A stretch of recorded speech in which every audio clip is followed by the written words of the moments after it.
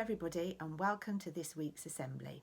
We're going to start by singing When a Knight Won His Spurs, which is a really great song, quite short, so if you don't know it, you can rewind it and have another practice.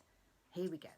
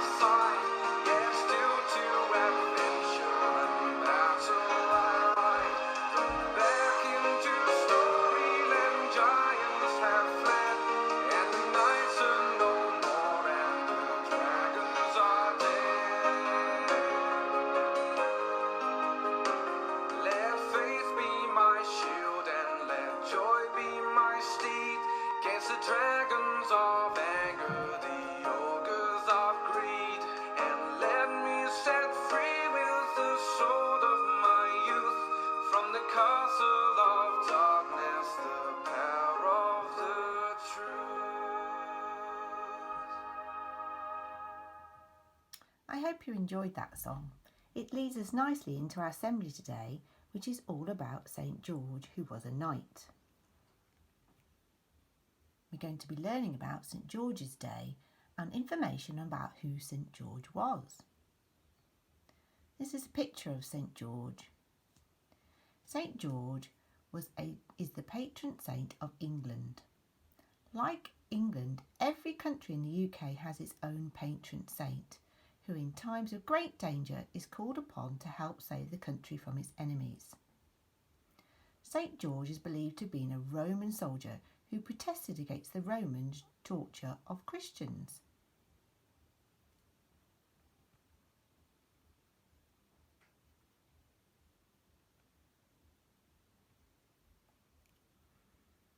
St. George was born in eastern Turkey in the year AD 270. He was a Christian. At the age of 17, he joined the Roman army and soon became renowned for his bravery. He served under a pagan emperor, but never forgot his Christian faith. When the pagan emperor started persecuting Christians, St. George pleaded with him to spare their lives. He was not happy about this and enforced George to deny his Christianity and tortured him. However, George showed incredible courage and faith and refused. Later, he was beheaded in Palestine on the date of the 23rd of April, the year 303. And today is the 23rd of April, and this is why it is called St. George's Day. King Edward III made him the patron saint of England in the year 1350. George is a saint of England, but also other countries too, including Portugal, Russia, Greece, and other cities: Beirut, Genoa, Moscow. St. George is also the patron saint of scouts, soldiers, archers, cavalry and chivalry, farmers, field workers, riders and saddlers. What is St. George's Day?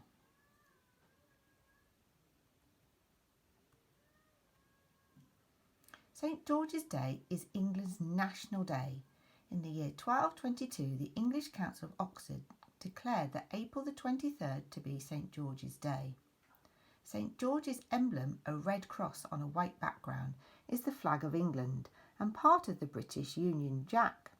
St. George's emblem was adopted by Richard the Lionheart and brought to England in the 12th century. The king's soldiers wore it on their tunics to avoid confusion in battle. The emblem is commonly seen on St. George's Day. Can you see the flag at the bottom? Have you seen this anywhere before? Quite a lot of people painted on their faces at football matches and other events where England play. St. George demonstrated incredible bravery, courage and faith towards the Roman Emperor. Stories of his strength and courage soon spread throughout Europe. This is the best known story of St. George and his fight with the dragon. It is highly likely that he ever visited England. However, his name was known there early as the 8th century. In the story, St. George is supposed to have saved a princess from being killed by a dragon. When St. George arrived in Libya, he saw that everyone in the land was in great distress. A dragon had long ravaged the country. The dragon demanded a beautiful maiden, and now all the young girls in the country had been killed. The king's daughter alone remained, so the king had said he would give his daughter in marriage to the man who overcome this terrible monster. St. George was determined to try and save the princess, so he set out to the valley where the dragon lived. As soon as the dragon saw him, it rushed from its cave, roaring with a sound louder than thunder. Its head was immense and its tail 50 feet long, but St. George was not afraid. He struck the monster with a spear, hoping he would wound it. The dragon's scales were so hard that the spear broke into 1,000 pieces, and St. George fell from his horse. Fortunately, he rolled under an enchanted orange tree which protected St. George from the dragon. Within a few minutes he'd recovered his strength and was able to fight again. He struck the beast with his sword, but the dragon breathed fire onto him and his arm was split in two. Once more he refreshed himself under the orange tree, and then with his sword in his hand he rushed at the dragon and pierced it under the wing where there were no scales, and it fell dead at his feet. St. George is always depicted as a knight carrying a shield with a red cross, generally sitting upon a horse, and this is how many stories are told. Let's look now at how St. George's Day is celebrated. St. George's flag is flown throughout the day. He's also the patron saint of scouting, and on the Sunday closest to April the 23rd, the scouts and guides go on a parade to the nearest church. As you can see in this picture, many of you may be in Beavers, Cubs, Scouts or Brownies, and may be going, or have done in the past, to church to celebrate St. George's Day. Another popular custom for people on St. George's Day is to wear a red rose in their buttonhole, which is the national flower for the national day. Although we don't have fire-breathing dragons to be afraid of, we do have things that really can scare us. Just like the dragon in the story which terrified the villagers. Can you think about some things that may scare you?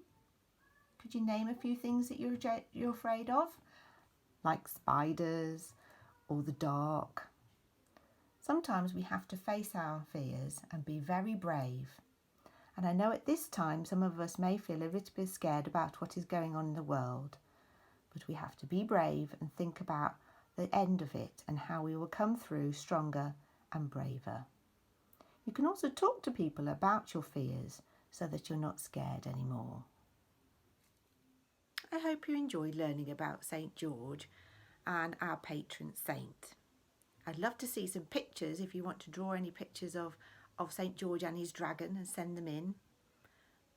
We'd like to say a prayer now. If you would like to join in, please close your eyes and put your hands together. Dear God, we are not as brave as we would like to be. We remember the times when we run away or got angry or panicky. We know you love us and want us to be our best selves, so we ask you to wipe out those times and to fill us with your peace. Help us to know that you are always at our side so that we do not need to be afraid. Show us how to overcome evil with good, just like St. George. Amen. Right, and for the last thing this week is to share with you the winners of the Interhouse General Knowledge Competition. And the results are, in third place we have Buckingham. Well done, Buckingham. In second place we have joint winners Sandringham and Balmoral. Making this week's winners are Windsor. Well done, Windsor. Fantastic effort by everyone. I hope you all have a great week and stay safe. See you soon. Bye.